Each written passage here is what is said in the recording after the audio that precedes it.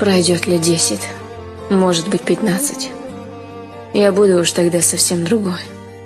Но вдруг случайно на одной из станций судьба опять сведет меня с тобой. Я первая тебя тогда замечу и улыбнусь, как будто не болит, как будто не щемит в груди под вечер, как будто ты уже давно забыт. Ты подойдешь ко мне, как прежде гордый. Друг другу скажем мы лишь пару слов.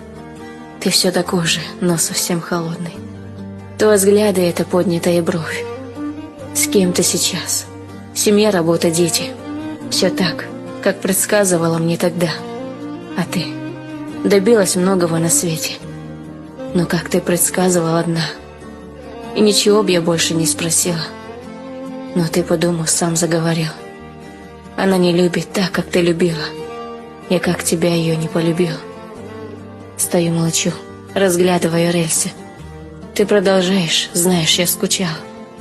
Но только в сказках замужем принцессы. Жена одно, другое идеал. Я улыбнусь и быстро попрощаюсь. Желаю вам совместных благ с другой. Но в глубине души себе признаюсь, я идеал, мечтавший стать женой.